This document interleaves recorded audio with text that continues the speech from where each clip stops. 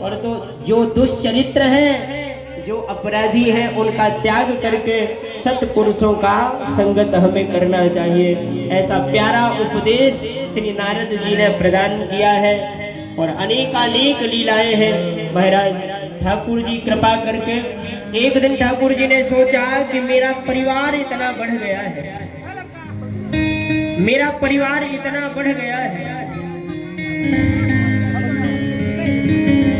एक दिन यही धरती का बोझ हो जाएगा। तो एक दिन ठाकुर जी ने खगासत तीर्थ में, प्रभासत तीर्थ में एक यज्ञ कराया। उसमें इन सब ने खूब दान पुण्य किया।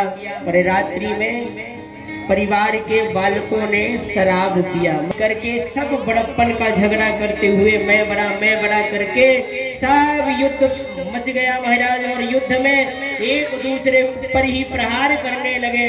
ठाकुर जी ने रोका तो ठाकुर जी को ही भला बुरा कहने लगे। और महाराज बलराम जी तो समुद्र में जाकर के शेषनाग में परिणत हो गए और ठाकुर जी एक पीपल के वृक्ष के नीचे आकर के लेट गए। और इधर सारे यदुवंशी युद्ध में आपस में ही लड़ भिड़ करके समाप्त हो गए। उद्धव जी को समझ में आया, उद्धव जी को समझ में आया कि लगता है ठाकुर जी अब लीला का पूर्ण करके और जाना चाहते हैं। तो उद्धव जी ने आकर के चरणों में प्रणाम किया, प्रभु मैं आपके बिना कैसे रहूंगा। तो ठाकुर जी ने कहा कि उद्धव, जब तुझे पीपल का वृक्ष दिखाई दे समझना मैं हूं, जब तुम्हें गाय दिखाई दे समझना मैं हूं, अरे तेरी अंगूठी में जो स्वर्ण है वो भी मैं हूं। और उद्धव क्या कहूं, जितनी भी विशिष्ट वस्तु इस भारतवर्ष में तुम्हें दिखती है सब मैं ही बना हूं, मेरा अभाव कभी हो ही नहीं सकता।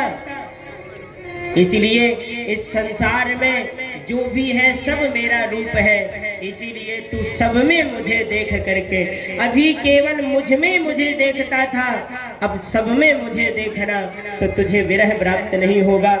दत्तात्रेय के 24 गुरुओं के बारे में ठाकुर जी ने उद्धव को बताया। जिससे भी कुछ सीखने को मिल जाए उसे अपने गुरु के रूप में ही स्वीकार करना चाहिए। दत्तात्रेय जी ने धरती से सहनशीलता सीखा कि धरती को कोई देवी मान करके प्रणाम करता है और कोई इसमें महाराज व्यर्थ के ना जाने कैसी चैनी खैनी और गुटखा इत्यादि खा के थूकता रहता है।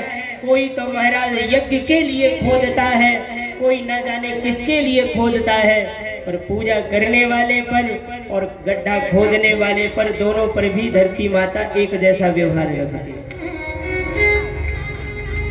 इसीलिए धरती माँ से इन्होंने सहनशीलता सीखी। 24 प्रकार के गुरुओं के बारे में वर्णन आता है महाराज। और अनेकानेक कथाएं कह करके सुखदेव भगवान परीक्षित से बोले कि परीक्षित, हमने तुम्हें ठाकुर जी की विशिष्ट लीलाओं को श्रवण कराया है और जो कुछ हमें सुनाना था वो हम सुना चुके हैं।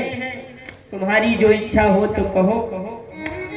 परीक्षित जी बोले कि हाँ प्रभु, आपने तो कथा सुनाई और आपके मुख से निश्चित इस अमृत का मैंने पान कर लिया है और अब आप जाएंगे तो अब निश्चित ही तक्षक नाग आकर के काटेगा और मैं मर जाऊंगा।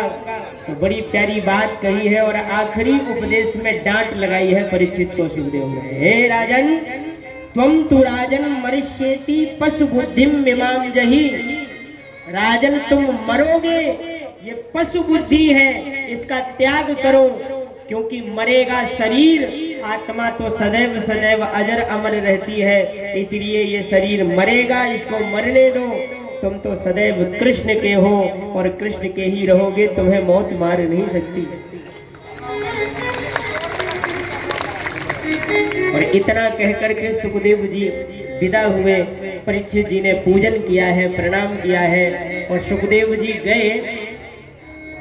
तो सच मानिए कथा का विरह इतना व्यापा परीक्षित को। आपसे माताओं हम निवेदन करें, जैसे ये 7 दिन का मेला लगा हुआ था यहाँ पे, और आज कथा का 7वां दिन है। पता ही नहीं चल पाए कि 6 दिन कैसे बीत गए और आज 7वां ही दिन समापन होने को आया।